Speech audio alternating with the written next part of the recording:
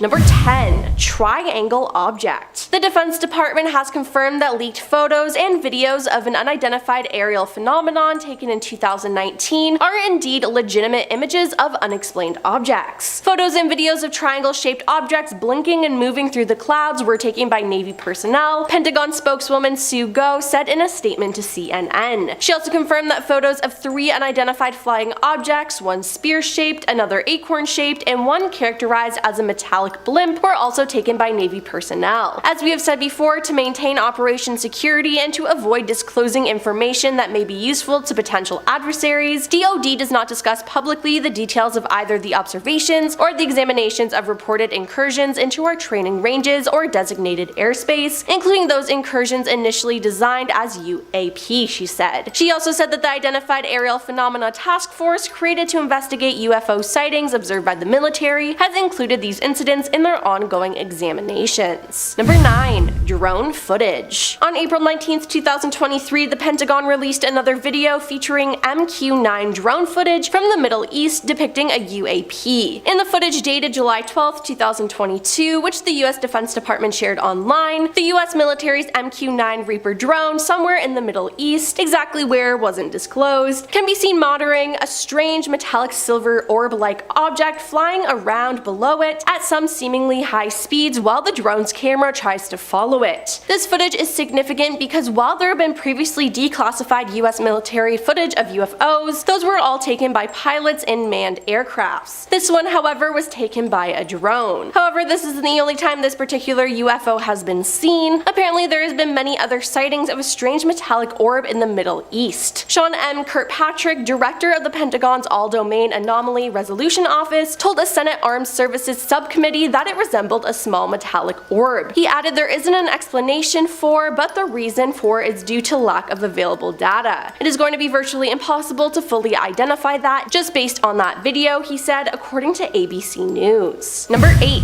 ADAR. The Pentagon's new Office for Investigating Potential UFO Sightings received hundreds of news reports in 2022, and while it can explain more than half of these events, a sizable chunk remains a mystery. Within the new batch of sightings, the All-Domain Anomaly Resolution Office and the Office of Director of National Intelligence say they're focusing on some 171 cases, including some in which objects appear to have demonstrated unusual flight characteristics or performance capabilities and require further analysis. Since it was formed last summer, the All-Domain Anomaly Resolution Office has received 366 reports of UAP. That total reflects 247 new UAP reports and another 119 that occurred before March 2021 but hadn't been included in the earlier report. The new numbers indicate a steep rise in UAP sightings. Now, the report released in June 2021 lists just 144 reports covering a 17-year period. With the subsequent additions, 510 UAP reports were in their files at the end of August 2022. Officials say they believe the rise in UAP reports is due to the US government's effort to destigmatize the topic of UAP and instead recognize the potential risks the phenomenon poses, both with aviation hazard and potential advisable activity, such as foreign surveillance efforts. Number 7. Charles Hickson and Calvin Parker.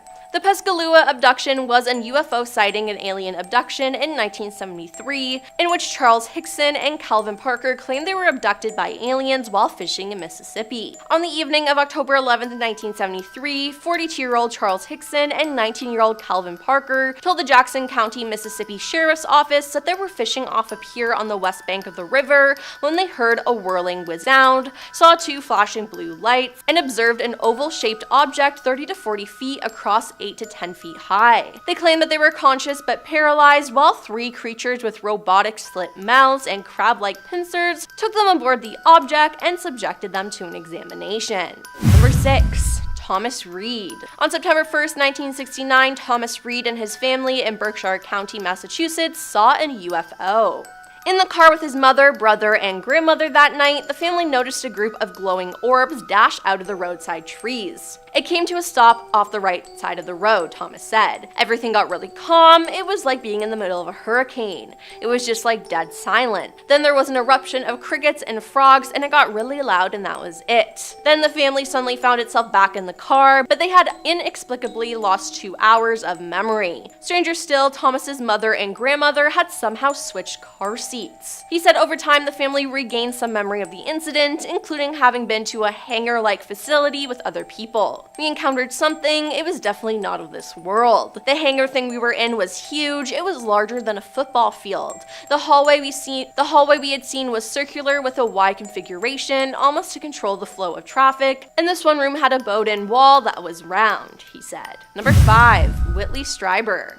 Whitley Strieber had written fiction for more than 40 years, and he said his writing streak was interrupted one night in the late 80s by an alien abduction in upstate New York. The alleged incident occurred on the night of December 26, 1985, as Whitley slept alone in his cabin in the woods. Woken by a strange noise, he saw a small non-human entity approaching his bed. Then suddenly it was morning. According to him, beings that he has since referred to as visitors entered his home and abducted him. Now, he also detailed another alien encounter that he claims took place in Toronto. Asleep in his Delta Chelsea hotel room in the middle of the night on June 6, 1998, Whitley claimed to have been visited by another mysterious stranger. I got up to open the door thinking it was a room service waiter. It was not. It was a man I described as about 5.5 feet tall, older looking, like someone in his 70s. He wore dark-colored clothing, a turtleneck, and charcoal slacks. He claimed the visitor stood motionless by the window for nearly an hour,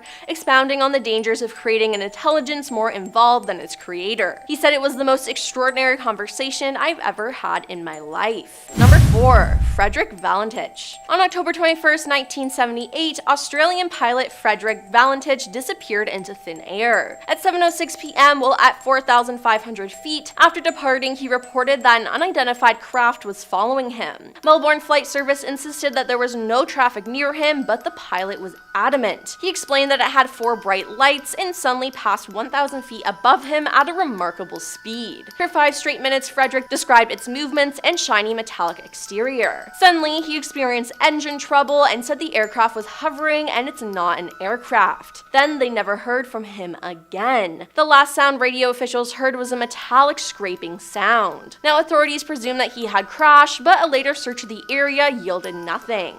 In 2014, a UFO action group in Victoria alleged that a farmer observed a UFO nearly 90 feet in length hovering above his farm on the morning following Frederick's disappearance. The farmer also claimed that the pilot's plane was stuck to the UFO, leaking oil. But again, Frederick and the plane have never been found. Ultimately, a few possibilities regarding the disappearance of Frederick exist: that he crashed and his remains were never recovered, that he purposely disappeared, or, of course, he was abducted by aliens. Number 3. Audrey and Debbie Hewins. Twins Audrey and Debbie Hewins said they were abducted by aliens. I was probably about 5 years old or so, said Audrey, and a bright blue light would come into the room and the door would open, and there would be like a foggy kind of misty blue light just shining through the whole house, and these 2 figures would come in. We have been up in crafts and seen our house from above. They're very good at mind erasing, or whatever you want to call it. They'll leave you with bits and pieces of things that you can remember. Debbie added, I remember one time being on a spaceship and standing there on the spaceship and the floor and the walls disappeared. They started doing all kinds of experiments on us when we were 12. While she was initially hesitant to come forward, Audrey claimed that after a non-human entity saved her life from drowning in the ocean, she was inspired to dedicate her life to openly discussing her alien abduction experiences. Number 2. Travis Walton. On November 5th, 1975, Travis Walton was abducted by aliens and he didn't return for 5 whole days. Travis's abduction began after working at the Site Graves National Forest near Heber, Arizona. Travis and a 6-man group of loggers were returning home when they allegedly spotted a shiny disc spanning 40 feet in diameter hovering in the sky above them. He said it was a metallic glowing disc making some very strange sounds. The closer I got to it, the more scared we all got, and they were swearing at me to get away from there, and when I got up close, it suddenly got louder and started to move. Travis then claimed that non-human beings abducted him and experimented on him until he fought them off. But as the being supposedly poked and prodded at him on a kind of table, 5 days elapsed on Earth where Walton was officially declared missing. I became conscious inside the craft, and I believe I was in the hospital. I was in a lot of pain, and as I became more conscious, I looked around and saw alien beings, and I just panicked. They were much smaller than me, and I think that's the reason why they gave up. Once they found out they couldn't control me, they split. Now later research conducted at the site of Travis's abduction showed an unusual growth rate in the trees where the craft had allegedly hovered. The trees near the site were found to be producing wood fiber at a rate of 36 times greater than they had been in the decades before. And coming in number 1 is Dr. Albert Bender. One of the most famous instances of alien invasion was the case of Dr. Albert Bender. Albert was a very intelligent researcher with an interest in aliens and UFOs, and even founded the International Flying Saucer Bureau. It was successful as he began to gather lots of alleged evidence related to UFOs, but soon he began seeing strange men watching him around his town, reportedly with glowing eyes. Then one night in 1953, 3 men in black showed up to his house. The mysterious men looked at first to be government agents, but he soon discovered they were something from a completely different realm. The men made it clear to Albert that he was to immediately stop all UFO research and investigation and to cease any publishing. They then confiscated most of his findings before threatening him once more and vanishing. Then he had a second encounter where he was visited by 3 shadowy figures. They did not touch the floor but hovered above it, and they told him that their human appearance was an illusion and that whatever information he told people about their visitation would not be believed. They supposedly told him that they capture people from Earth and use their bodies to disguise themselves. Now, due to all this, Albert was so afraid of the experience that he immediately halted all publishings, quit ufology, and turned into a completely different man. Years later, he published a book about his experience with the men in black and went on to manage a motel and never touched extraterrestrial research ever again. And we're kicking off this list with the Navy UFO sighting. So back in 2020, the Pentagon released video footage taken by United States naval aviators of strange objects hurling through the sky. They moved in ways no known aircraft does, and pilots described them seeming to defy the laws of physics. In these series of videos, they're completely confused and shocked about what they're seeing. The videos were recorded back in 2004, so the Pentagon were holding on to these for a long time, and the fact that they were finally released really says something about how much of this could be going on. They can't keep it under wraps any longer. It's getting to the point now where even the government is like, yeah, people kind of need to be informed about at least some of it. I mean, who knows what they're still hiding though. If you're liking the channel so far, by the way, don't forget to hit that subscribe button. We got awesome content coming at you on the daily. At number 9 is the Kenneth Arnold UFO sighting. This is one of the most important UFO sightings in history. It happened on June 24th, 1947, and is a pivotal event in the history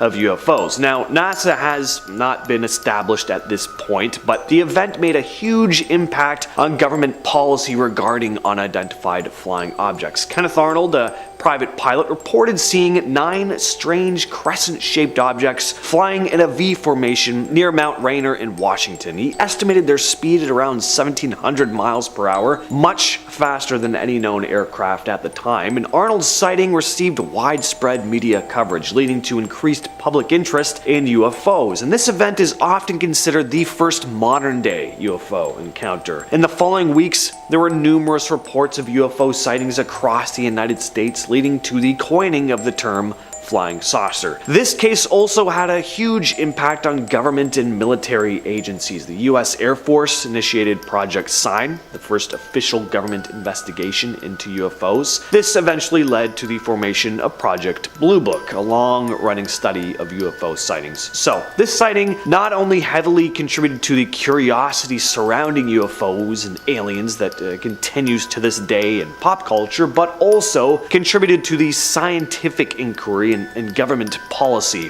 when it comes to UAPs. Next up, we have Frank Shaw's gargoyle. So this one isn't your standard UAP in that it's a winged cryptid sighting, but it was seen by multiple NASA employees at the time, primarily Frank Shaw, who worked in Houston's Johns Space Center. On the night of the incident, Shaw was on his way back to his car at the end of his shift when he spotted something strange. It was what looked to be a massive winged humanoid creature perched on one of the Space Center buildings, almost like a gargoyle or a bat creature, and suddenly it started unfurling its wings, which Shaw described making this crackling sound before it swooped into the air. Shaw was just stunned, unable to move, having no reference for what he had just witnessed. Suddenly he snapped out of it though, and he rushed to his car. Now, if this were just a one-time thing, I'd be like, alright, maybe he was just really tired, maybe he just saw something totally innocuous and just freaked himself out, yada yada. But it wasn't just a one-time thing. There were other employees at the station who had also encountered a winged creature. Apparently there had even been a file opened on the thing just a few months before Shaw saw it, after two German shepherds at the station had been found completely torn apart, and they were found in the same area that Shaw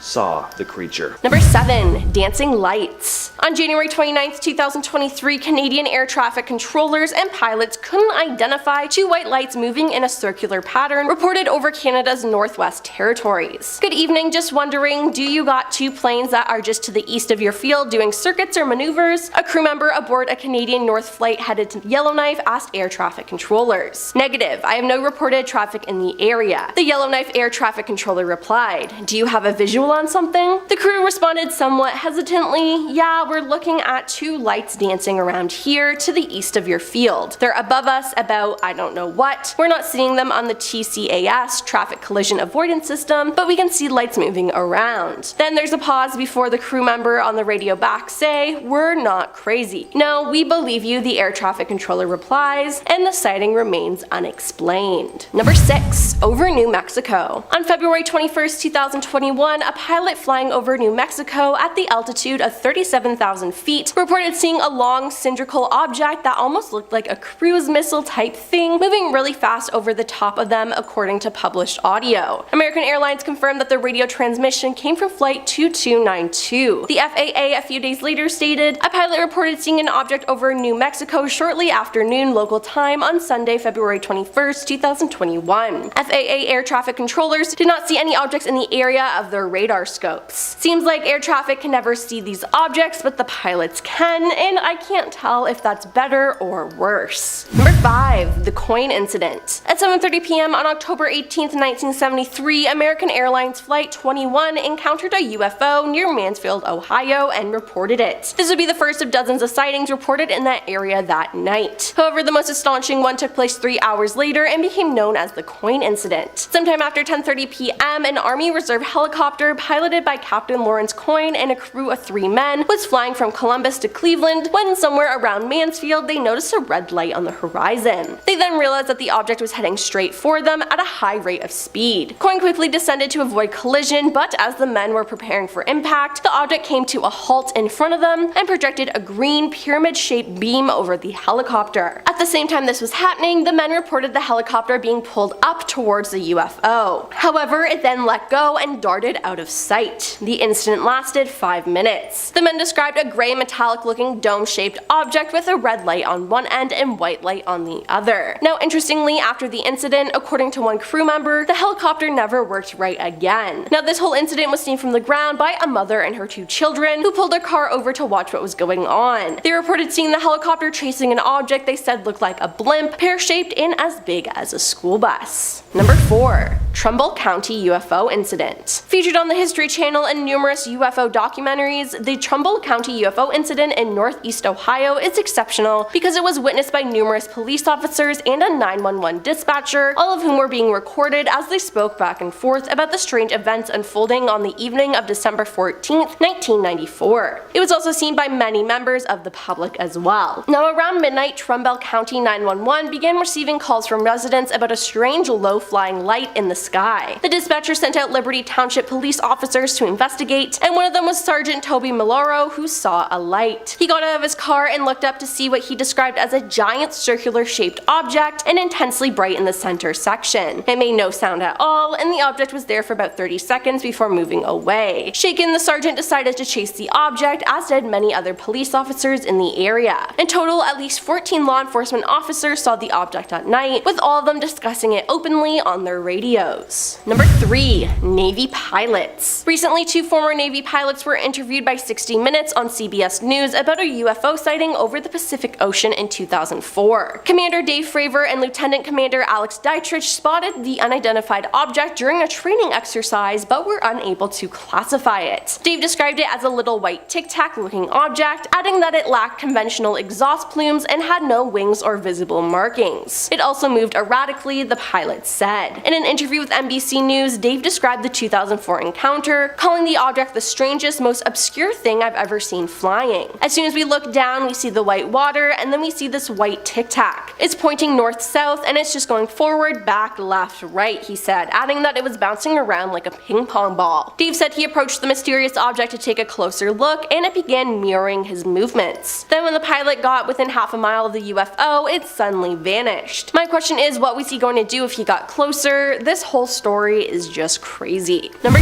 2. Multiple objects in the sky. Ryan Graves, a former Navy pilot who testified that he witnessed UAP with his own eyes, has called on President Joe Biden to investigate the mysterious object spotted in American airspace. Ryan, a former fighter pilot, explained that after 2014, when upgrades were made to our radar system, our squadron made a startling discovery. There were unknown objects in our airspace, and these were not mere balloons like the Chinese spy balloon that dominated the country's attention in February. These were no mere balloons, they could hold their position, appearing motionless, despite Category 4 hurricane force winds of 120 knots. They did not have any visible means of lift or control surfaces, in other words, nothing that resembled normal aircraft with wings, flaps, or engines. These are not isolated incidents, Ryan said. We have a real UFO problem, and it's not balloons. The point is that we don't have a clear understanding of what's above our heads as we thought we did. There are uncertainties up there that we have to deal with. If we don't do it, our adversaries are going to take advantage of that uncertainty, that weakness, to spy on us with various means, as we've seen. It's pretty clear. If there are things over our head and we're not sure what they are, well, we need to figure it out. If they're adversarial, it's a national security issue. We have mechanisms for that. If it's not a national security issue, then it's not an adversarial platform, then it's a matter for scientific inquiry. No, I'm not gonna lie, this scares me a little bit. And coming in at number 1 is leaked video. A leaked Navy video captured in July 2019 showed a sphere-shaped unidentified object flying over water near San Diego. The footage, obtained by a documentary filmmaker and shared with NBC News, appeared to show a mysterious object flying for a few minutes before disappearing into the water. The video was captured by a Navy aircraft and recorded in the USS Amsa Combat Information Center, according to the filmmaker Jeremy Corbell. The clip appears to show a spherical object flying above the water for a few minutes near San Diego before it vanishes. It splashed, military personnel can be heard saying in the video. The Defense Department confirmed that the clip was recorded by Navy personnel and said it will be reviewed by the Pentagon's Unidentified Aerial Phenomenon Task Force, a panel established last year to gain insight into the nature and origins of such objects. Number 10.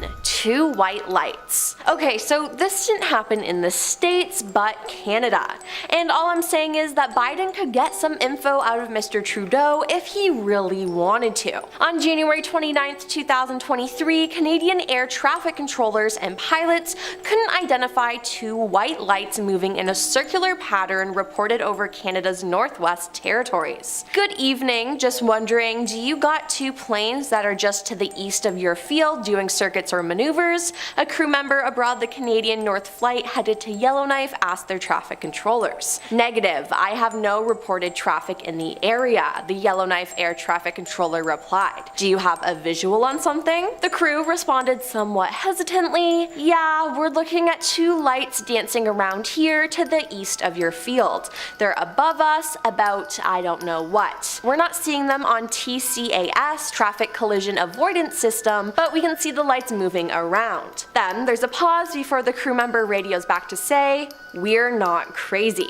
No, we believe you, the air traffic controller replies, and the sighting remains unexplained. I need answers, people. Why are there just 2 random lights in the sky? Number 9. Over New Mexico. On February 21st, 2021, a pilot flying over New Mexico at an altitude of 37,000 feet reported seeing a long cylindrical object that almost looked like a cruise missile type of thing moving really fast over the top of them, according to the published audio. American Airlines confirmed that the radio transmission came from Flight 2292. The FAA a few days later stated a pilot reported seeing an object over New Mexico shortly after noon local time on Sunday, February 21st, 2021. FAA air traffic controllers did not see any object in the area on their radar scopes. Seems like air traffic control can never see these objects, but the pilots can, and I can't tell if that's better or or worse. Number 8. Shot down object over Alaska. On February 10th, 2023, aka like a month ago, the US military shot down an unidentified airborne object over northeastern Alaska. US officials said they believed the object to be a balloon, but couldn't confirm it since it broke into pieces after hitting the ocean,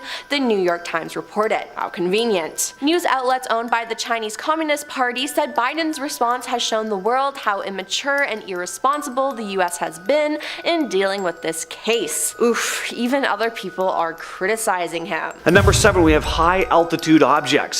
So the story here is that several mysterious high altitude objects were down in February of 2023 over various airspaces. You probably remember this in the news. We had objects being spotted over Canada and the United States, Latin America, China, Eastern Europe. Started when several unidentified objects were down over Alaska, the Yukon, and Lake Huron. The general of NORAD, Glenn D. Van Herk, made a statement saying the objects could be benign but wasn't 100% sure. When asked if they could be of alien origin though, he said he wasn't ruling anything out. It literally seems like government and military agencies are just starting to become more open to the idea of extraterrestrial life, or maybe some of them already are fully aware of their presence. Either way though, it seems like they're being discussed openly more than ever before. It's not being written off as nonsense like it has been in the past. And here's another interesting part of these cases. There were recovery attempts made. Unfortunately, the objects landed in areas that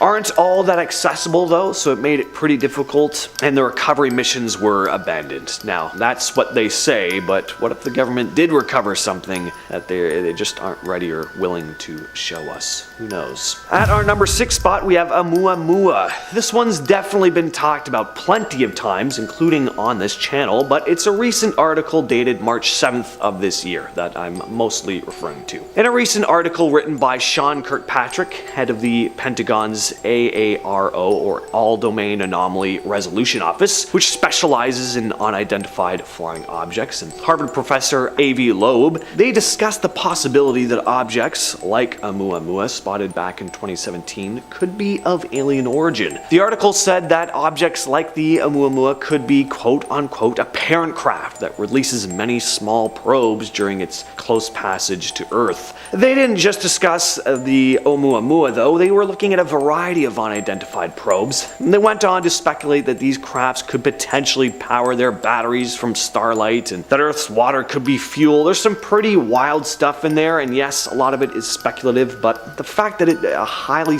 respected scientist that spent 20 years studying physics is proposing these kinds of ideas, it's pretty fascinating. Coming at number 5, we have the Alaska sighting. The event began when Japan Airlines Flight 1628, a cargo plane, reported encountering an unidentified flying object during its flight. The pilot, Captain Kenju Taruchi, and his crew described seeing a massive disc-shaped object with glowing lights flying in close proximity to their aircraft while flying over Alaska. They also reported that the object displayed erratic movements, seemingly defying the laws of physics. Ground radar stations at Anchorage International Airport even tracked an unidentified craft that matched the flight's description. The radar data not only confirmed the presence of an unknown object, but also its proximity to the airplane. And after the incident, all of the data, including the radar records, was reportedly collected and presented at a meeting with officials from the FBI and the CIA. According to witnesses, these government agencies acknowledged the radar recording as evidence of a genuine UFO, but they later disavowed any knowledge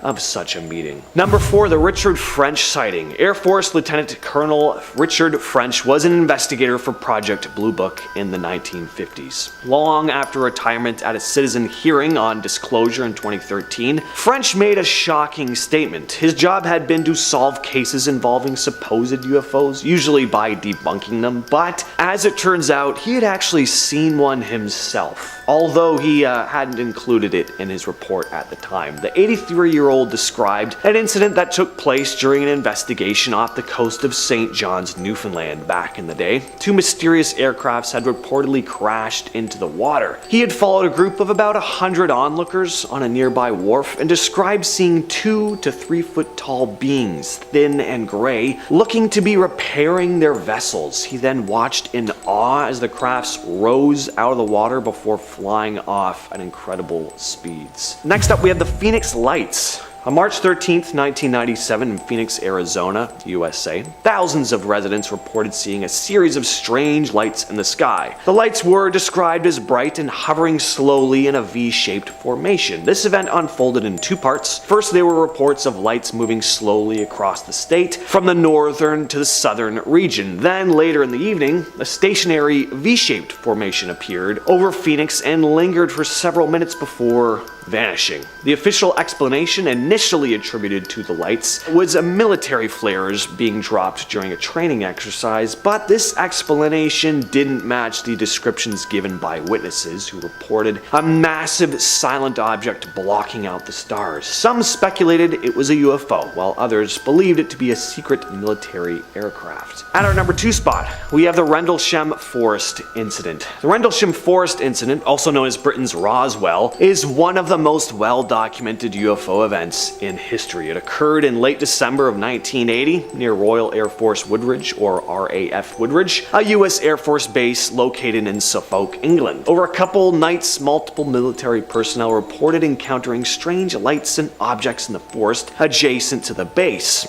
On the night of December 26, 1980, U.S. Air Force personnel, including Deputy Base Commander Lieutenant Colonel Charles Halt, investigated reports of unusual lights in Rendlesham Forest. They witnessed strange colored lights in the sky and on the ground. Halt recorded his observations on an audio tape describing the lights as red, green, and blue, and confirmed the presence of an unidentified craft. 2 nights earlier, on December 24, 1980, security personnel at RAF Woodridge reported seeing a triangular-shaped object with red and blue lights hovering above the forest. It appeared to land and leave impressions on the ground, and when radiation readings were allegedly taken at the site, it indicated unusually high levels. And finally, we have the 1952 Washington, D.C. UFO incident, also known as the Washington Flap. During 2 consecutive weeks in July of 1952, a series of UFO sightings occurred in the airspace over Washington, D.C. On the night of July 19, 1952, radar operators at Washington National Airport detected a cluster of these unknown objects flying at very high speeds. Witnesses on the ground reported seeing bright lights moving erratically in the sky. Similar sightings recurred on the night of July 20th, prompting the U.S. Air Force to scramble fighter jets in pursuit of these objects. Pilots reported seeing the objects visually, describing them as glowing lights that defied the laws of physics with their sudden accelerations and maneuvers. The CIA took a keen interest in this case, conducting its own investigation. Declassified documents have since revealed that the CIA closely monitored the events and requested daily briefings on the sightings. To this day, these sightings have not been fully explained. Number 10.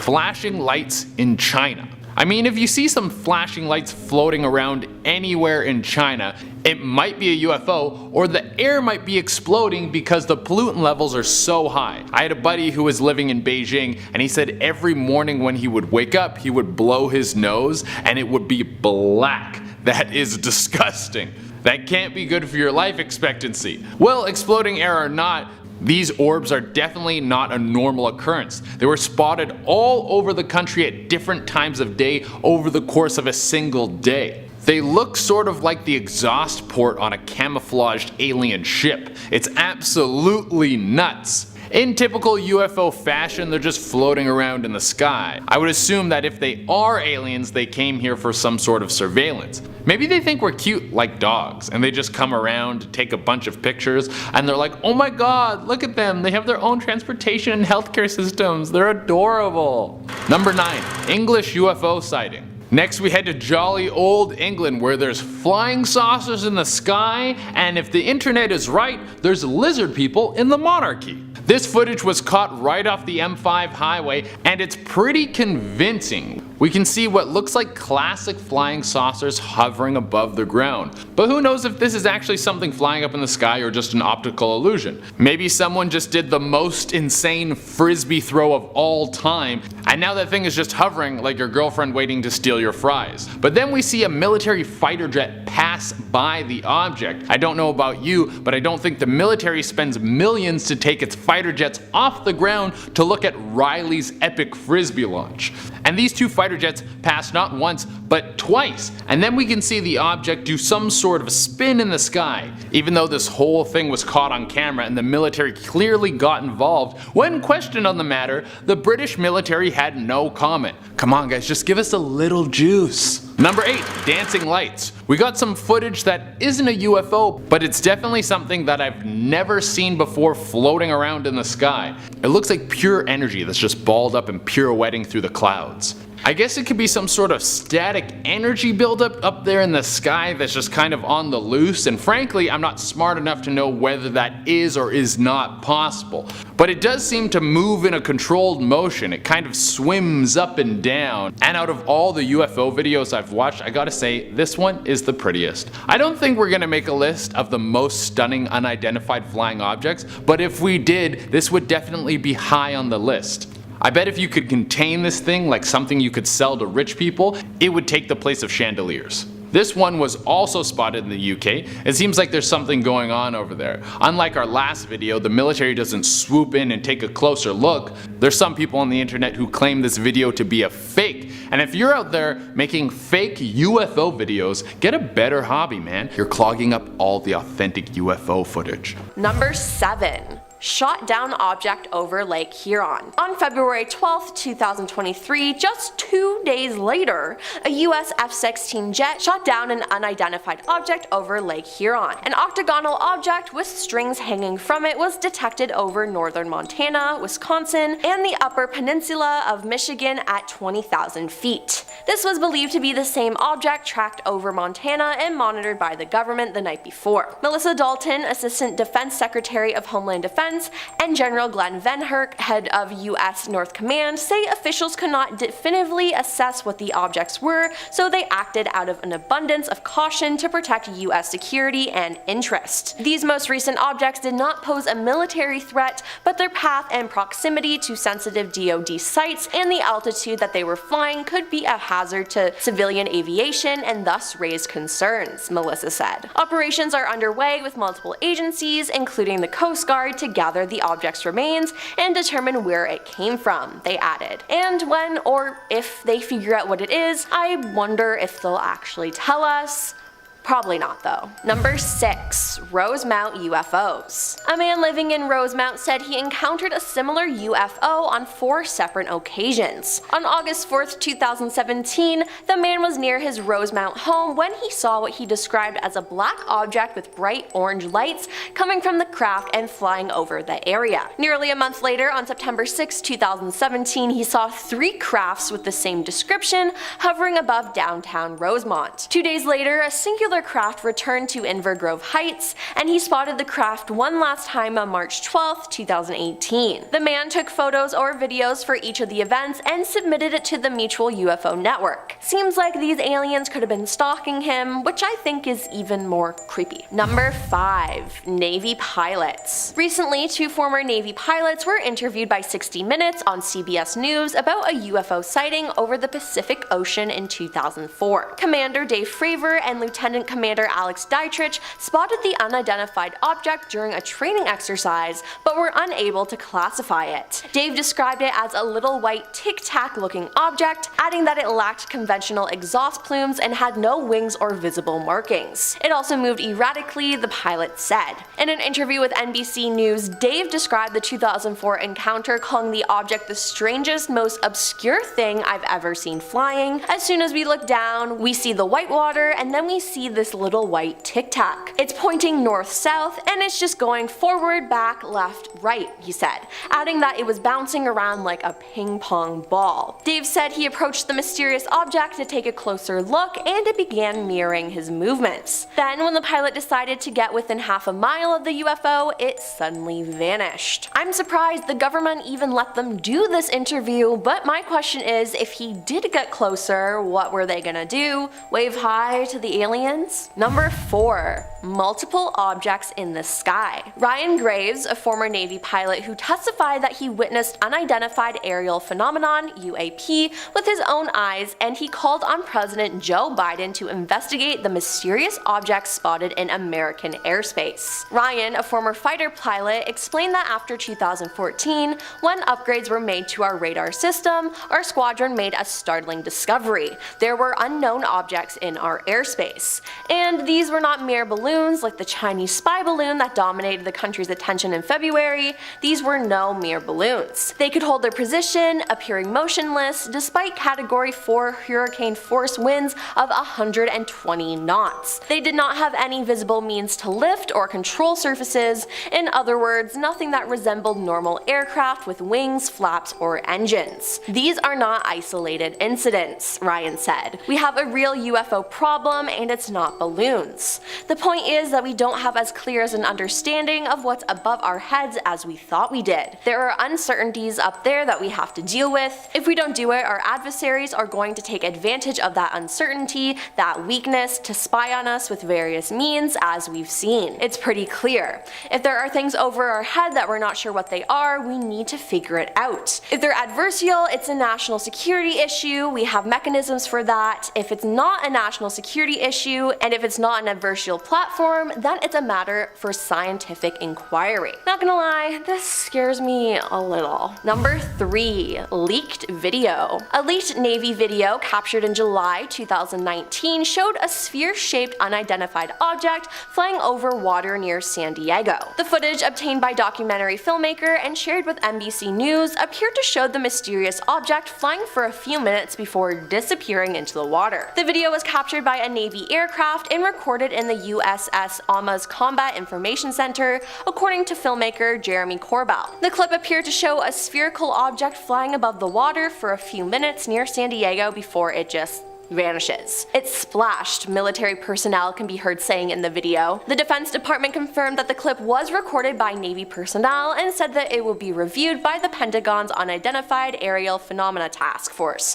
a panel established last year to gain insight into the nature and origins of such objects. Number 2. You saw something you shouldn't. In 2008, a large aircraft hovered above Stevensville, Texas. Many people in the community saw it, and according to the Mutual UFO Network, a pilot named Steve Allen reported that the unusual aircraft was flying at an estimated 3,000 miles per hour and was being chased by fighter jets. Then a man named Rick Sorrell said he saw the same thing while hunting. Later, Rick said a strange man knocked on his door and said, "Son, we have the same caliber weapons you have, but we have more of them. You need to shut your mouth about what you saw." Creepy.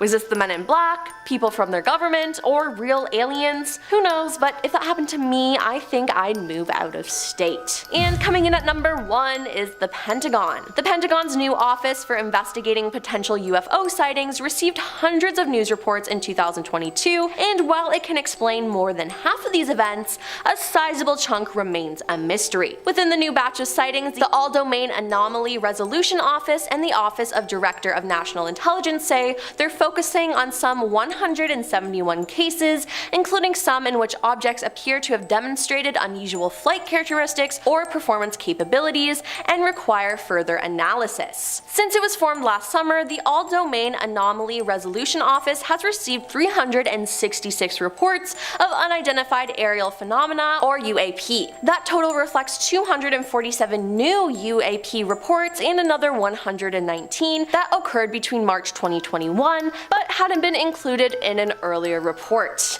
The new numbers indicate a steep rise in UAP sightings. The report released in June 2021 listed just 144 reports, covering a 17-year period. With the subsequent additions, 510 UAP reports were in their files at the end of August 2022. Officials say they believe the rise in UAP reports is due to the US government efforts to destigmatize the topic of UAP and instead recognize recognize the potential risk the phenomenon poses, both as an aviation hazard and potential adversarial activity, such as foreign surveillance efforts. I don't know though, it seems like they're really starting to believe in aliens to me. Just number 10's Ryan Graves. For those of us who keep our heads deep under a rock as possible, such as myself, Ryan Graves has been breaking the internet recently with his very vocal claims of UFOs, going as far to say that he saw them every day in his time as a Navy pilot. Now the dude is no foil hat freak. He comes packing your usual high qualifications and certifications needed for this role. So Graves is a former Navy pilot and engineer, chairs of America Institute Aeronautics and Astronautics UAP Integration and Outreach Committee, and now the founder of the new nonprofit Americans for Safe Aerospace, which is like Mothers Against Drunk Driving for our atmosphere. Graves chose to testify in front of Congress last month about how he feels these UAP, which is the boring version of a UFO, are actually a threat to our security and safety. So in April of 2014, his FA-18 squadron was on a training mission, and he said after achieving 12,000 feet in what's an exclusive naval airspace, i.e. nobody can fly here zone, two jets crossed the threshold to find, and I quote, a dark gray cube inside of a clear sphere, motionless against the wind, fixed directly at the entry point. He goes on to say that the jets, only 100 feet apart, zipped past the object on either side. The pilots had come so dangerously close to something they couldn't identify that they terminated the training mission immediately and returned to base. Ryan Graves said that the flight leader, in extreme duress, told him, "I almost hit one of those damn things, man," in the pilot's ready room, and that we all knew exactly what he meant by those damn things, as they'd been plaguing us for the last 8 months. Having had this harrowing and potentially deathly experience, should things have been slightly different, Graves felt the need to develop a reporting service for pilots who come across these unidentified flying objects, shedding light on a huge amount of investment that goes into the training of commercial pilots. Graves questioned the government for turning its back on the UAP reports, even though they all come from credible eyewitnesses. Number 9, which is the 2022 H0219. So, unlike America, Canada actually does have a UFO entry database for pilots. It's called KDORS, and it'll document anything from unruly passengers on flights to birds getting sucked into engines to aliens, apparently. As long as it's causing a problem and it's in the air, KDORS wants to know about it. Now, Transport Canada, despite having a reporting service for such things as UFOs, still cautions that reports contain preliminary, unconfirmed data that can be subject to change. And 2022 H0219 is the KDORS case number assigned to an incident that took place on September 17th of 2022, when an Air Canada flight from Toronto, quote, reported passing an unidentified object approximately 10 feet above the captain's window while making a left-hand bank at 1,300 feet just an hour before sunset. The report continues to mention that the flight crew couldn't identify the object, which is confusing seeing as it's 10 feet from the captain's window, and they went on to land without further incident. Now the report wraps itself up with that, and trust me, if you visit the KDORS log, it's vague at best. But now you have a bit more context as to why they have that subject to change warning on their website. I'm not saying they would casually omit details, but you really think something was 10 feet away from the pilot and the airline's attendants' faces and they couldn't ID it? On to number 8, which is 2022 02794. Another KDORS flight sighting. So there is quite literally no shortage of them. According to CTV, from unidentified objects to strange lights, Canadian aviation officials receive at least 16 unusual reports in 2022, including 11 from pilots flying for Air Canada, WestJet, Virgin Atlantic, United, and more. This report was made by NAV Canada on November 12th of 2022. It was a cargo freighter flying from Chicago to Frankfurt, Germany overnight. The route taken brings the pilots right overhead northeastern Ontario, where good things grow. The KDORS document, which was entered a few days after the incident, states that the pilots reported seeing lights that were moving eastward at the same speed as the aircraft while flying in the dark. Now, there's no further information on this one, but I sure wish there was. Number 7.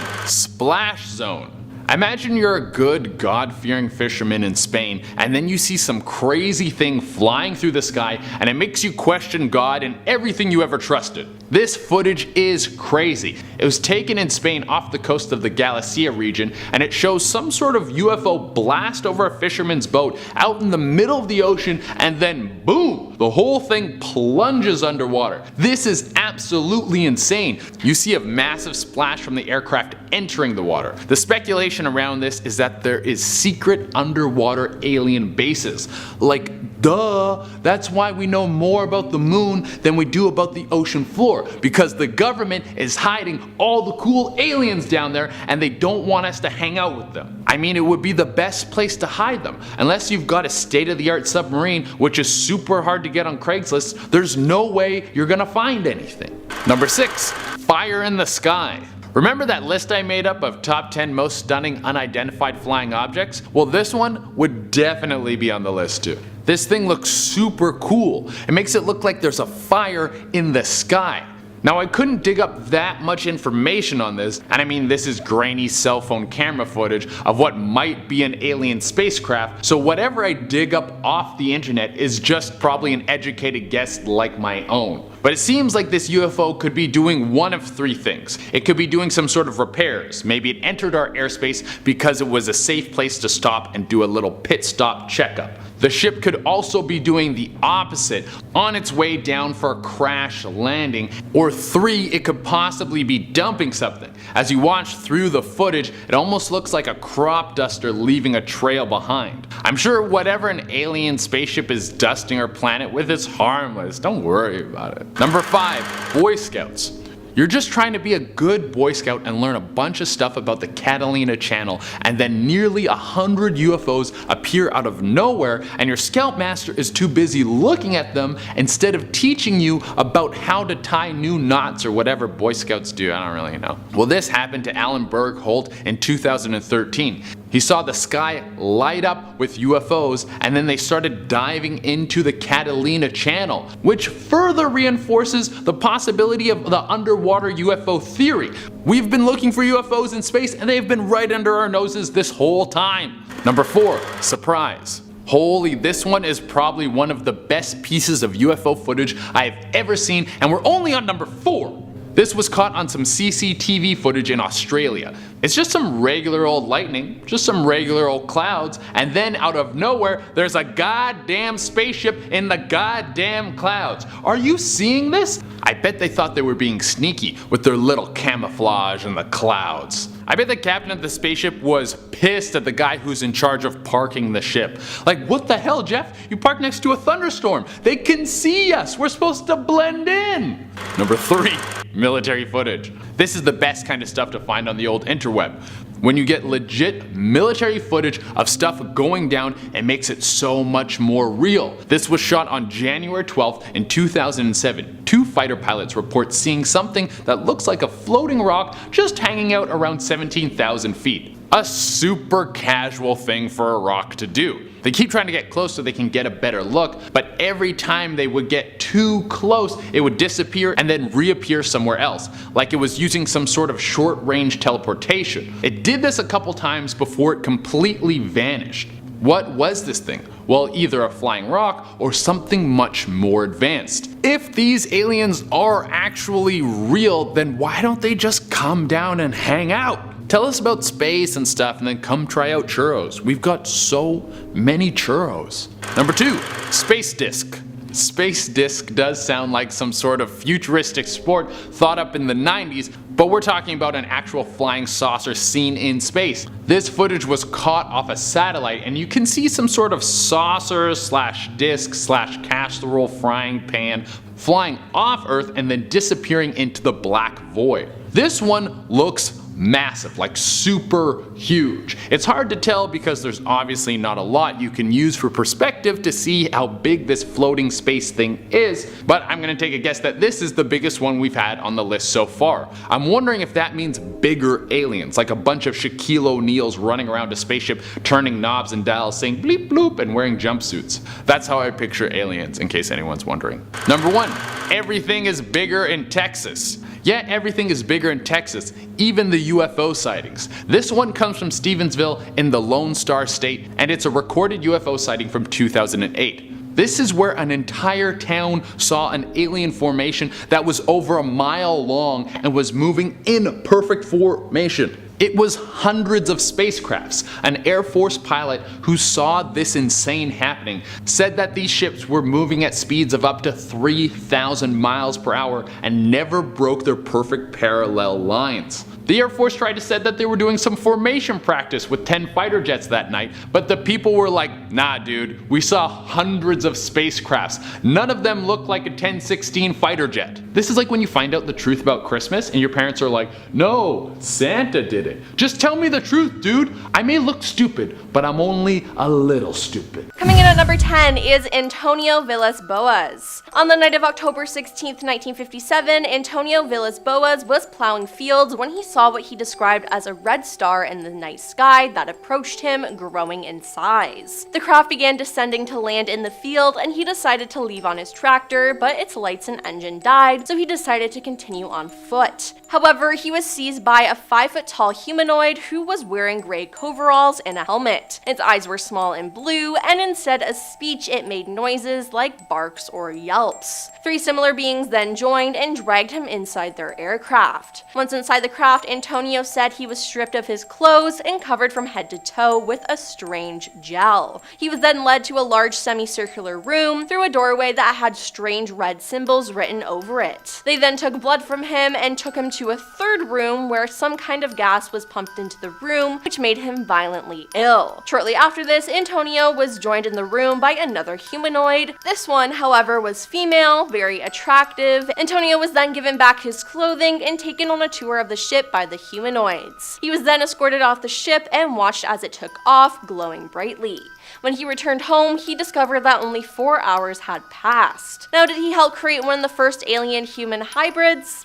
I think so. Number 9. Elizabeth Clarer. Elizabeth Clarer was a South African woman who, starting in 1956, publicly claimed to have been contacted by aliens multiple times between 1954 and 1963. Her first visitation supposedly occurred when she was just 7 years old, and she was one of the first women to claim relationship with an extraterrestrial. She promoted an idea of a better world and beliefs in a cosmic consciousness. In her book Beyond the Light Barrier, she strived to convey a message of peace, love, understanding, and environmentalism, which she credited to the superior wisdom of an advanced and immaculately utopian Venusian civilization. She also ended up promoting conspiracy theories of an international cover-up that kept vital information from the public and claimed to have been threatened with abduction to press her to revealing details about alien technology. Number 8.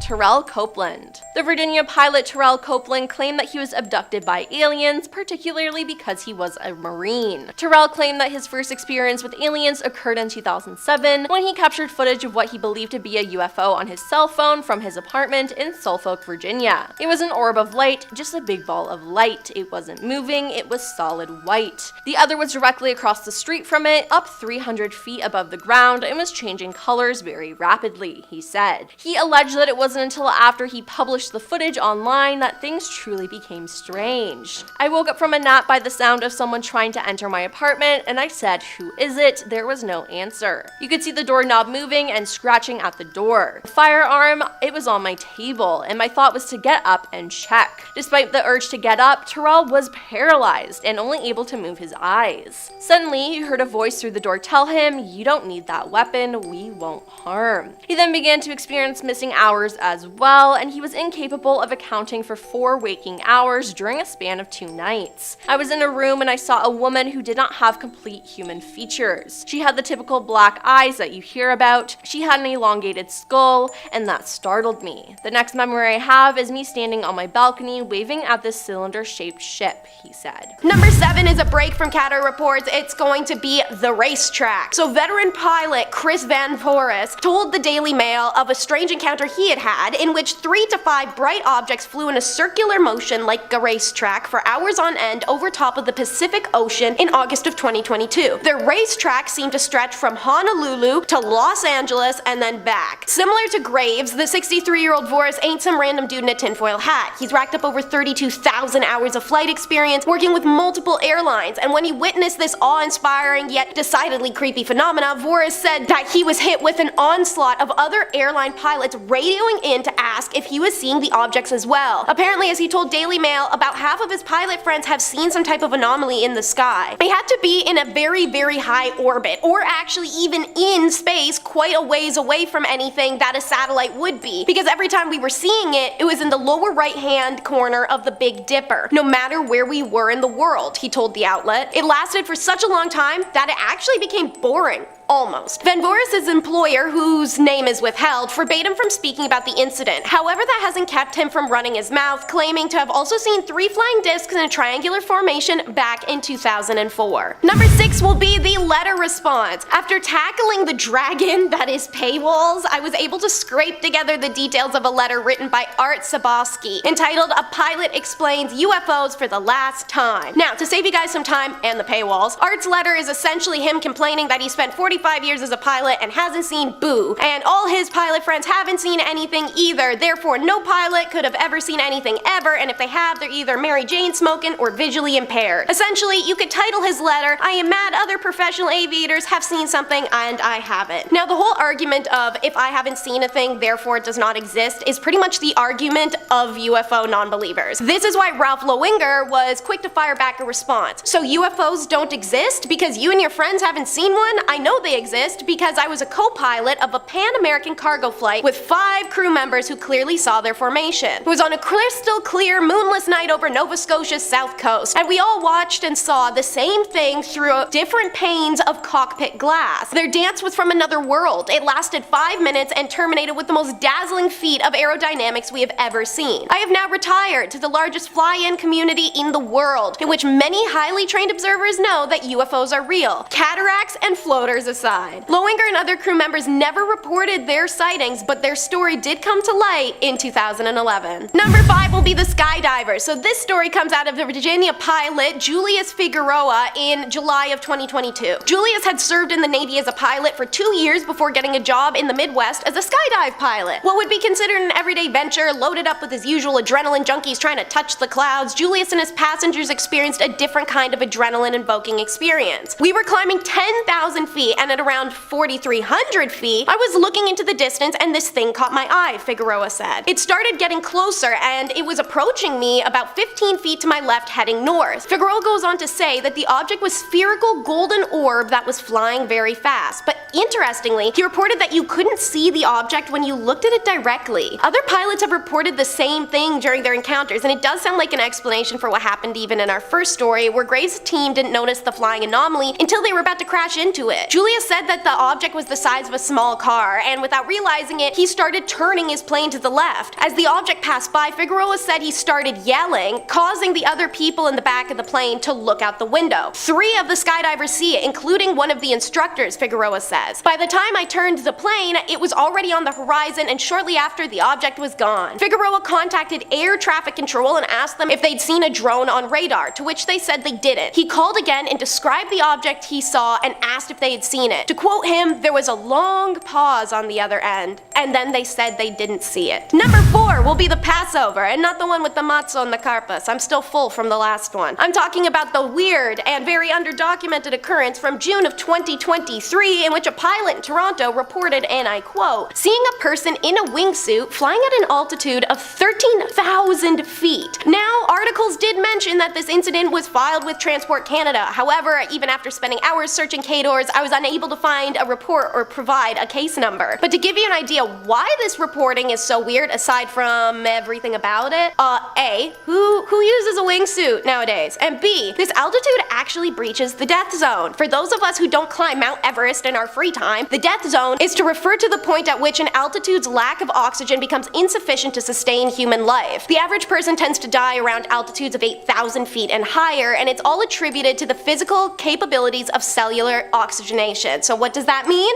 Aliens. Number 3 is gonna be our last CADORD report of the list. It is 2022-1004. Where? Kitchener-Waterloo area. For my viewers outside of Canada, it's a few hours drive from Toronto, Ontario, and it's a lovely little college town chock full of frat boys, geese, and hockey. And now, apparently, their new claim to fame is that there's some aliens all up overhead. During the daylight hours of May 28, 2022, local police were notified after multiple reports were received by local traffic of an unidentified object, possibly a balloon or a radio-controlled plane, at 3,000 feet and 7 nm south of Kitchener-Waterloo, Ontario. It's incredibly frustrating trying to pursue more knowledge or information on this sighting, as unfortunately its documentation is limited to what I just told you. You'd think there have been so many witnesses and reports between pilot and citizens alike, perhaps there'd be more statements. What I did learn, however, is since Ontario kept popping up for these sightings and I was curious, is that according to 2022 numbers, Quebec led all provinces with about 29% of all Canadian UFO reports, narrowly edging out Ontario, who has 28% out of the total recorded 786 sightings in our country. Number 2 is the Tic Tac. Remember Ryan Graves and how he testified to Congress? Well, he's not the only one who did. During a hearing before the House lawmakers, retired Navy fighter pilot and commander David Fravor testified about his experience seeing what he described as a tic-tac looking object while on a flight back in 2004. Commanding the FA-18F squadron on the USS Nimitz, he and Lieutenant Commander Alex Dietrich were on a flight off the coast of Southern California on November 14th of 2004 when they saw a flying object. The advanced radar on the ship was part of their training group and detected what operators called multiple anomalous aerial vehicles over the horizon, descending 80,000 feet in less than a second. Fravor and Dietrich swerved over that way to investigate, each carrying an extra witness, the weapons system officer, in the backs of their jets. Fravor recalls the experience. I said, dude, do you see that thing down there? And we saw this little white tic-tac looking object, and it was just kind of moving above the whitewater area. Fravor went in for a closer look. He described the tic-tac object mirroring his movement, saying it was aware we were there and that all 4 of us in the airplanes literally were watching this thing for roughly about 5 minutes. The object was about the size of Fravor's FA-18F, with no markings, no wings, and no visible exhaust plumes. When Fravor tried to cut off the strange flying anomaly, it accelerated so quickly it seemed to disappear. He said it was detected roughly 60 miles away less than a minute later. I think what we experienced was, like I said, well beyond the material science and capabilities that we had at that time, that we have currently, or that we're going to have in the next 10 to 20 years.